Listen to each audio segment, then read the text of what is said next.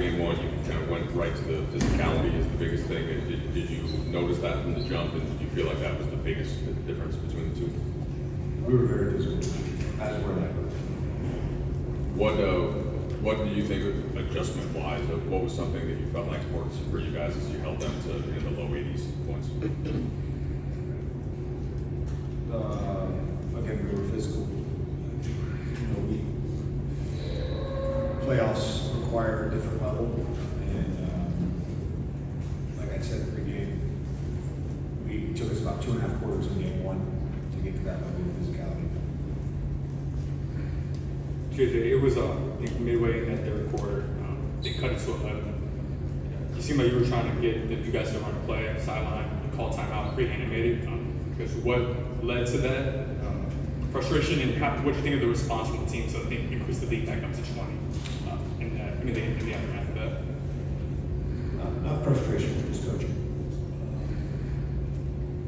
I think when we were organized in the right spots. We ran some good stuff, and frankly, I thought we missed some open threes. AR got some great looks. So I mean, other than just a couple, kind of disorganized plays, we played good offense tonight, and I just there was, as a coach, you can see it coming, and the other side of that is on the horizon, and it was building, and just wanted to make sure everybody was on the same page. Just to kind of follow up on that, you guys had 58 points in the first half, 36 in the second half. How much of that was just you felt like the shot quality was good and missing open looks? I don't know what our turnover total. I know we had at least one shot clock violation there in the fourth. I don't know what our turnover total was in the second half, but I can think of 5 or 6 plays. Braun twice from 4 feet in the paint, Rui at the rim, Braun from the corner, Dell with a couple great looks from the corner. Again, we're going to live with that process and live with that result. And I think it's fair to say we won the game with our defense tonight, but our offense had a lot to do with that. Not allowing them to get out in transition, and when they did, as AR did late in the game, taking the charge, we were able to stop them from scoring, or in some cases stop them from even getting a quick shot up, and then they had to run half-court offense. So I just think that, as much as it was the defense tonight, our offense actually helped quite a bit with some of the transition stuff.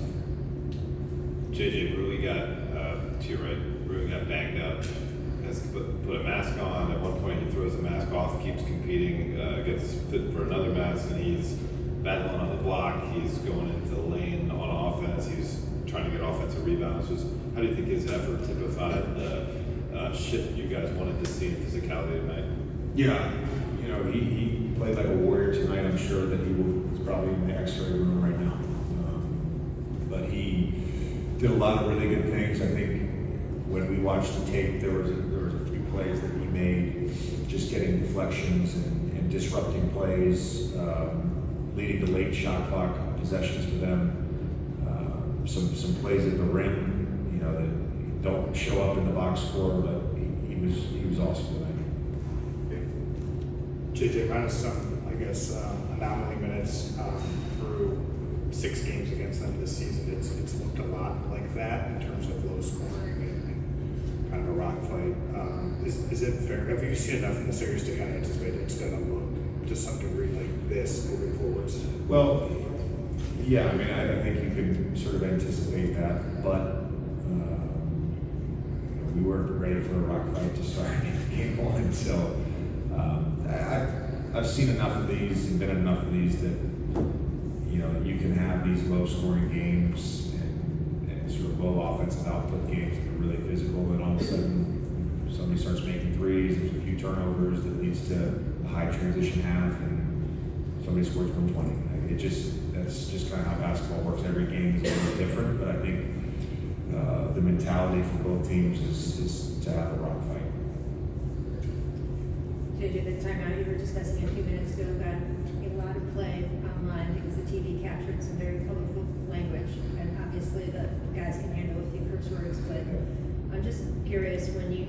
do call timeout, you do see that tide starting to turn, you want to make an impact to have the kind of run you guys had afterward. How do you sense when to really lay into them, and how do you sense when to not, so that you're not just always working? Yeah, I mean, I've done that in a game a handful of times in 6 preseason games, 82 regular season, it was at 90 games. I've done it a handful of times. It's not something that I want to do. It's not something I'm more than comfortable doing. But I think tonight it was just more about getting that urgency button switched back on.